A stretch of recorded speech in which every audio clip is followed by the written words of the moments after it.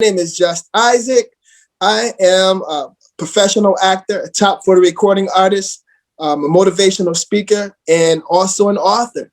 And you have been listening to Your Beautiful Day on the Gratitude Radio Network.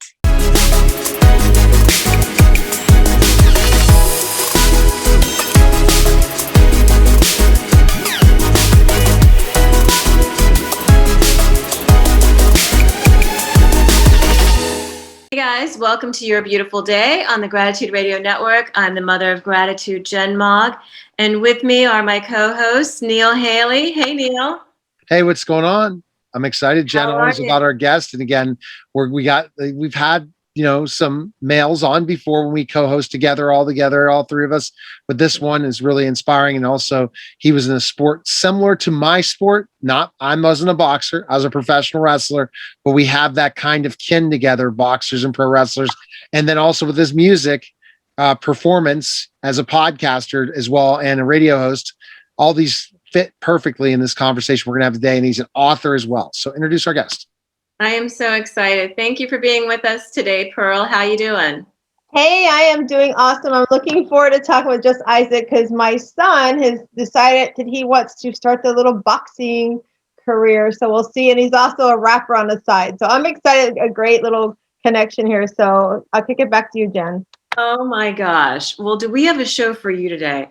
We have with us, I'm so honored, I'm so excited, national boxing champion Just Isaac, who has released his new book, Think Fearlessly. Thank you for coming on the show today, Isaac. Just Isaac. Thank you for having me. I appreciate it. So I'm going to jump right into this and the whole thing in sports and all this, because again, this is why I always get to I interview tons of people a week, 13 to 14 myself. Do now rooms on Clubhouse, do rooms on Fireside. I'm interviewing every second, it seems like. But kind of jumping back, did you always want to be a boxer growing up? I was actually kind of pushed into boxing. I started off my life, I lived in the projects. I'm a kid from the projects. And, there was always a fight at the bus stop. I started with martial arts, taking Taekwondo and Jiu-Jitsu and some Muay Thai. And then I ended up, I got involved in street life, and my dad found out about it. And my dad was no stranger to street life as well through his childhood. So he basically said to me, get off the streets, do something constructive. He said that, it takes a real man to not hide behind other men. So at that being said, that's what got me into the gym. And I began to train and to box. So I was kind of pushed into it in the very beginning, but then when I started training, after I trained, then I started setting goals. And that was interesting. How old were you when that happened, when you started training? I was about, when I first started training with boxing, about 15. Okay. Yeah. All right. Go, Jen. Next question. Well, that's definitely a tweetable line. It takes a real man not to stand behind other men. I love that. I think it's really cool and inspiring. It sounds like your dad was really close to you growing up. Mm-hmm. Yeah, my dad was the lion of the family. He did the best he could to raise us, and he's from the old school, but, I believe that it all paid off, having the opportunities to go into the gym. It didn't start off very well. It wasn't a cakewalk. I'm going to tell you that right now, because there was days that, I took it. In the gym, sparring with different people. And then as time went on, as I said, I began to set goals. Now, this was an interesting part. When I set the goals, that's when I began to see life from a different perspective. Everyone does not support or doesn't believe in what you're doing all the time. So when I set the goal of becoming a boxing champion, I remember sitting in the classroom with my teacher, and my teacher was asking everyone, what do they like to do? What would you want to be when you grow up? I want to be a fireman. I want to be a doctor. I want to be a mathematician. I want to do this. I want to do that. And when they got to me, I said, I want to be a champion boxer. My teacher turned to me off the chalkboard and looked me in my eyes and said, it'll never happen. I looked at him. The guy fell off his chair. He was laughing so hard. He was pointing up at me, laughing, and the whole class was in an uproar. I'll never forget that day. That's Okay, so that's that horrible reminds when me that of a happens. story. Yeah. So I was Sorry. just saying, I said that's horrible, Pearl, when those things happen. When people call Yes, you that out. reminds me of a story. My son's good friend, I was friends with his mom because our boys played Pop Warner football together, and we were the team moms, you know, did all that fun stuff just so we could be closer to the boys. But I remember him going in, he was in middle school, and he was in 8th grade, same kind of exercise, asked what he wanted to do, and he's like, I want to be an NFL player. And the teacher looked at him and said, it will never happen, you'll never do it, right? And so he was the first kid out of his high school, excuse me, to get a scholarship to Marshall University in West Virginia, right? And so he's not gone to the NFL, but he was, you know, persevered through everything. And they even told me, you won't make it even to college. And I was like, when I heard that, I'm like, how dare you try to take a dream away from somebody? And that's why I've always been like, with my kids and the people that I work with, it's like, you have a dream, you don't tell anybody you can't do it. You fall into that fear. You let that fear of that dream take you where it needs to go. And it may not get you where you want to go, but hey, you've learned a lesson through that, right? And like what you said, you're a motivational speaker. You took that, your dad took his lesson from what he was on the street and didn't want it better for you. And he said, come on, go do something with it, right? So when I know that you go and you do motivational speaking, what do you say to the young kids that might come to you and tell you the same type of story that their teachers or their, you know, even their parents are saying you can't go after that? Right. Right. Well, there's something that, you know, when we can relate to people, I think that everything that we go through in life, it can be used for the good. You know, every experience that we have. So usually when I'm talking to, you know, to the youth, or I'm talking to during events, it's not just youth. I mean, I've done all types of events where I've done some motivational speaking. I can connect with people because I understand pain. I understand rejection. I understand hurt. I understand, you know, when someone doesn't believe in you, and setting a goal and a vision and having a vision. You know, it's important. I was just saying recently to someone that as I was talking to someone that I'm mentoring, I was saying to this person that, you know, you have to be careful with your vision. You can't tell everybody your vision, because the vision is like a baby. If you tell it to the wrong person, they will try to get you to abort, you know, that baby before its birth, that vision before its birth. So we have to be mindful of that and mindful of the people who are around us, you know. And for I'm concerned, when it comes to sharing a vision and sharing something, with one chance, one chance, and you know that person will help to nurture and to help to cultivate that vision coming to pass, manifesting, you know. And that's what I ended up coming out and telling somebody what it is, and then they kind of crush you, and then you sit back and say, no, that's just going to drive me even further to do it.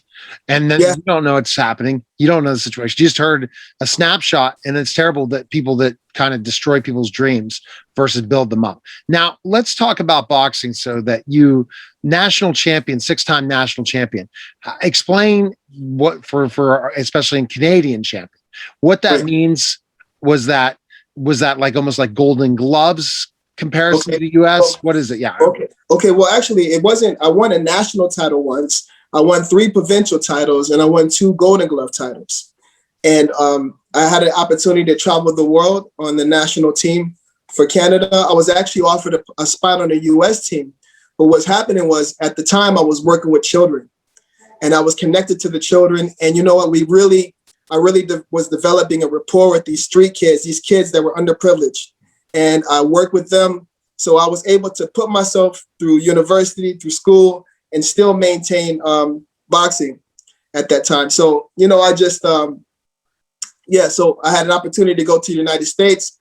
And I just recently went, not long ago, and I was, you know, offered to turn professional once more about 2 years back.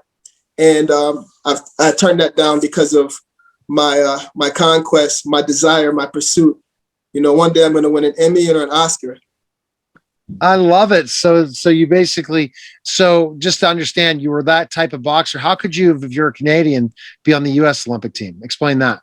I have a U.S. citizenship. So I went to fought against the U.S. champion in Marquette, Michigan, and I did very well. I did very well against the U.S. champion. And there was a coach who actually was pretty cool. He had the same last name as me, Mitchell. He he actually asked me, he said to me, he found out that I was American. He said, I'm going to offer you a scholarship. They offered me a scholarship for Marquette, Michigan. And knowing that I was an American citizen as well, you know. So I said I stayed in Canada for the time being. So you were on not the Olympic team, but the national team in Canada for boxing. So you could have been in the Olympics for Canada if you wanted to too? Yeah. Yes. You know, I'll be honest with you. I came up 1 point short the year before. 1 point short in the trials the year before. So then the year after that, I ended up winning on the national team. You know, that was a being on the national team the year before, that year after, that's for the World Games, right? Or like kind of like the Olympics has off years and competitions, the same kinds of competitions, just not Olympic year. Oh, well, hey, but you can still, you're a national champion. That's pretty cool to say, right? And a golden glove. Those are really things to look in boxing that you really accomplished. Okay. Next question, Jen. Just Isaac, share with us the match that you really looked forward to and you were finally able to go and box it. Well, I think that the match that I was finally able to look forward to, I would say maybe my second last fight, because everyone doubted me. They doubted that I could make a comeback, and they said to me that it's not gonna. Man, what are you gonna do? What are you doing? What are you doing coming back in the ring? And I actually did it because there was a company that was doing a documentary on me, and they wanted to do a feature film on my life. So that was my purpose of coming back to boxing as well. So I ended up boxing, and I won my 6th title. It was pretty cool. It was pretty cool because, you know, I came out. It was a great accomplishment as far as you know, what was against me. You know, I had a lot that was going against me. You know, so but I'm thankful that I took the step, and I didn't really have everything put together when it comes to thinking fearlessly at the time, but I was learning. I'm still learning. I'm forever learning, you know. That's the only way you're going to be able to teach others is to learn. That's yes. So I want to step back a second. So you were saying just a few minutes ago, just Isaac, that you didn't pursue because you had the inner city kids you were working with. And I think that's huge to be able to say, yeah, I have this amazing opportunity over here and it would be amazing for me, but I can make a bigger impact over here. And for me, that's an Olympic champion. That's like saying, you know, I want to do something and pay it forward. That's just powerful. Thank you. Well, it's just that I've learned in life that, you know, there are things that I value. We have values, and if anything transcends or goes outside of our values, then I think we need to reevaluate what it is that we're doing. You know, money doesn't rule my life. I have a respect for money, you know, and I know that, you know, that there's other opportunities that I've had as well, even through my music, where, you know, I was offered certain things, you know, a lot of money, but that's not what rules my life. You know, we need money. Money answers all things. We need it to survive. But at the same time, I believe that there are things that are of great importance that we need to really look at when it comes to, you know, fulfilling a great legacy, you know, and looking into it. I think that when I think back, I don't have any regrets. No regrets. I love that, because regret is one of those things that either take you back, you learn from, and you keep going forward. Yeah. Tell us about your book and how that came about. The book, Think Fearlessly. Well, how that happened was I was offered to do a television show in Las Vegas. And I'll just say the West Coast. It was Las Vegas in California. And I was offered to do a television show. And ended up happening was when the pandemic hit, all of a sudden everything was shut down. The flights, everything was uncertain. Everyone was afraid to travel. So everything just kind of got scrambled and lost for a minute. And I'll be honest with you, I was down for about a week. I was really down. I just like, what am I going to do? What am I going to do now? I really was looking forward to this. So I sat down and I had to eat my own words. My own words is this: we have to find a purpose that is greater than ourselves. We have to. You know, and without a vision, we can't survive without a vision. Without a vision, we're going to perish. We won't make it in life. You know, so what ended up happening was I ended up just really reflecting. And I was writing already prior to that, and I started writing this book, and that's what Think Fearless was birthed out of adversity. Okay. You know, situation where I really had to reflect. I had to reflect on myself, who I am as a person, and I had to reflect on the people around me, how we are evolving, who I'm connected to. And I'm so happy that I was put in that position because I learned a lot about myself. And in this book, I was, to be honest, I got very vulnerable. And that vulnerability got me kind of scared. Who thought that I'm writing a book, Think Fearlessly, and I'm afraid. I was afraid to release it because I was kind of afraid, what are people they're gonna judge me, they're gonna look at me some kind of way. Here it is, I've been a public figure for the amount of time that I've been, and people are gonna look at me some kind of way. Then I thought about it, you know what, if being vulnerable can help somebody, that's what I wanna do. I'm willing to. Courage, there's a lot of courage in being vulnerable. So let's think about, you know, when you talked about, you missed the opportunity for TV. You were also involved in music. So was music before the book? You said your music? Yes, music was definitely before the book. I had already been writing. I have about 3 projects that's out. And at the end of the year, I planned on starting another project as well. I plan on writing a love album. My dad was a singer from New World Productions, and he toured North America. My dad was a musician as well, and he would like me to redo some of his songs. So I'm gonna redo that. But yeah, I was definitely doing music before writing the book Think Fearlessly. So I'm a writer. You know, that's what I do. I love to create. I love to, you know, provoke emotions. Yes. I think that's so cool, and I want to know about your goal though to get an Emmy. So tell us about that. What do you have in the works towards that? Well, there's a gentleman by the name of Frank Caruso that's been he's been really pouring into me. He has so many movies that are out. This guy Frank Caruso, since the pandemic hit, like halfway through, he's been giving me some coaching as well. You know, I've been to different schools as well for acting, and I've played in some major films as well. Some with Ben Affleck and Matt Damon. I've also done recently. I've done a show called Fear Thy Neighbor. Not in My Yard is the episode. When I landed the lead role in that one. And there's some up and coming projects I really don't have the liberty to speak about at this time, but they are coming this year. So it's all these different things, the book, and you know, again, it doesn't do you justice, all the different things. So you probably, when you're on that whole track to Vegas, kind of explain that. How did you set that up? Were you traveling a lot in the US to get that opportunity before the pandemic hit? Yes. I mean, I trained at the Mayweather camp. Floyd Mayweather Sr. is my trainer. I was actually looking to turn pro at one time. Is that too late? Is that too late for you to do that or not? I'm done with boxing. I'm done with fighting. At least as far as I know. You know, what's happening now is that Floyd Sr., I call him Mr. Mayweather, he's been really working with me. And it's not just boxing that he's working with me. I mean, this man has a frequency that's really different. He's really different. I've learned a lot from many trainers throughout the years, but when he says something, I get it right away. So I understand why his son, Floyd Money Mayweather, is as great as he is, you know, the best ever in boxing. So having an environment, you know, being around that environment, it helps me keep me in shape, you know, and actually it helped me with film as well. You know, boxing is a science. A lot of people don't realize that it's a thinking man's game. And it actually can, even if it's just for fitness, it really helps a lot, you know. Interesting. So you're staying in touch with him in a way because he's mentoring you in certain ways then, sounds like. Yes, absolutely. We're family. See, that's great. And even though he's not upset, you're not boxing anymore. No, he likes the idea of me in film as well, you know.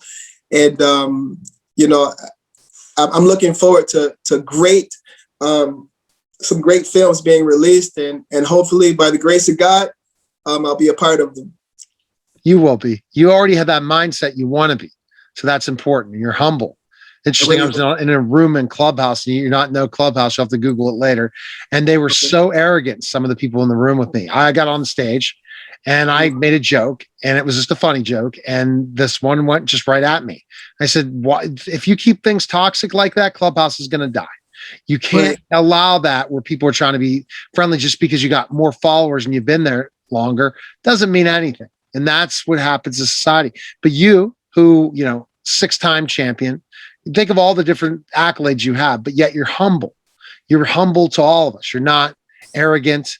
And can you speak about that? How you stay humble with all your accomplishments? And you could have a different mindset because of what you've done. Yeah, I mean, I think that, for myself, I realize certain principles that those that humble themselves should be exalted, and those that exalt themselves shall be humble. And I believe that there's always somebody over somebody, and I try to do things. I do the best that I can at what I do. I think that we need to have a balance. It's good to have a balance.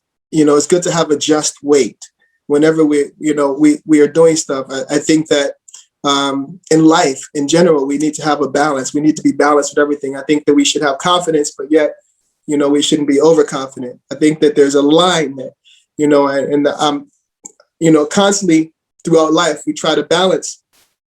We try to balance it out of how we should be. I give all thanks to God for everything that I have, and it's my faith too that keeps me. Keeps me at a place where I believe that humility is not necessarily putting ourselves down, but it's admitting the truth and living by it. And I do my best. I love that. I was talking as a life coach. I was talking with another life coach, and we were talking about how we had a client that was sharing that. Well, I have this coach. They said they do everything perfectly, and I'm like, then you need to fire them, because if you're a coach that tells them everything they're teaching you they do perfectly and that nothing's wrong in their world, then they're not being honest with you and they're not being humble about their life. And I think that's really awesome that you're very humbling, and I love your story and your journey. And I was just texting my son, like I said, he's his first day going to box. I'm like, you gotta go check this amazing guy out. So so I just think you're an inspiration. I think you're an inspiration to the young as well. And kudos to your dad to want you to take and redo his music. How cool is that? What a legacy to leave for to share with your dad. Thank you. I actually have both my parents were involved in music. My mom was involved in music as well. So it's pretty fantastic. Okay, Jen. You can go ahead and ask that gratitude moment question. Oh my goodness. I love this. Well, just Isaac, could you give us a moment of gratitude that pivoted you where you are now? Okay. I think that there are certain people in my life that kind of poured into me. Mm-hmm. I'm thankful for there's a man by the name of Dr. Bible Davids. His name is actually Bible. Dr. Bible Davids. There's key people that have really, like, as I mentioned before, Floyd, Mr. Mayweather. There's such a long list. There's Tim Story, another person who reached out, and there's so many people that have supported me. Suleika. There's so many people that have helped me to get to where I'm at. Just is so many people to name. Like there's friends and people who just supported me. I'm just thankful for everybody that believed in me, that believes in me, and from the very beginning, and who have spoken into my life. And if you talk about real gratitude, though, man, I got to thank God for being with me. And I believe that prayer, like I believe in prayer, I believe in meditation, and I believe in serving people. I believe that I'm meant to be on this planet to help people. That's what I'm here to do. Amen. I like to be a reflection of God's light. And I fall short like everybody else, but I do my best. We download that light and send it out, man. I mean, from one kid at the bus stop to another, I think almost every week I was getting beat up at 7th grade. I mean, to the point to where it was just like I was hyperventilating and my mom had to take me to the doctor at one point. Because I had to learn how to fight, and I understand that. I was it's one of those things. Right now, it's meditation that Mhm. centers me in that Mhm. prayer. And that's, to me, when you're talking about the insight on how to reach that potential in your life, one of the keys of gratitude is the faith. Right. Right. I mean, there was a man, I remember when you made me think about gratitude, all the people, it's so many people that helped me, you know, and even if they didn't mean to help me, they helped me. I mean, I remember Dr. Raymond Grant. I don't know if you know that name, but he helped me. He helped to save my life one day in a situation. There's so many different people that have helped me, trainers throughout the years, Sugar Ray McGiven, the Diaz family, the list goes on. I wish that I had a whole episode where I could just thank everybody. We can make that happen. That's Gratitude awesome. Radio Network. Awesome. Okay. All right. So Jen, go ahead and send off Justin. I was just really great. Unless Pearl has one more question. No, I've just been so mesmerized. I just love you are so humble, and I just think it's awesome, just Isaac. I think it's really cool, and your parents, I'm sure, are very proud. From a mom of 2 boys, I'm sure your parents are very proud. So way to go, and keep up the work, and I can't wait to see you win that Emmy. And Thank check you. out show the book again. There's the book. Yeah, it's very nice cover. I was just taking a look at it, Thank you. searching you, Googling you later on, and all the different things you didn't know about the acting and all that, just reading your bio before. But see, that's stuff you put in your bio, you put in the story. But I think what brings is that national champion sense, that boxer sense, and everything. So, okay, so Jen, go ahead and send us off. Oh my goodness. This is the highlight of my day, let me tell you, because I had just had one of those days, and now I have just Isaac helping me through my day when I needed some gratitude as the mother of gratitude. Thank you, Neil. Thank you, Pearl, for being with us on our show. Just Isaac, where can they find you and all of your information and social media connections? Yeah. Yes. Okay. So my Instagram, we call it the IG, is Just Isaac. JUSTISAAC. Mm-hmm. You get that? Just Isaac JI. Just Isaac I JI. like it. Okay. Brown. Then there's obviously the Facebook is Just Isaac as well. You just Google Just Isaac. The book itself, you go Just Isaac, Think Fearlessly. Just Isaac, Think Fearlessly. Okay. I love that book. Yes. I absolutely love that book. Thank you all for tuning in today and listening to us. You've been listening to Your Beautiful Day on the Gratitude Radio Network, and I'm the Mother of Gratitude, where I hope every day you have a moment of gratitude. Go and get the book, download it from Just Isaac, Think Fearlessly, so you can think fearlessly and have more courage in your life. And remember, no matter what you're going through, you are blessed, you are loved, and you are sacred. Mwah. I love you. Have a beautiful day. All right. Thanks, guys.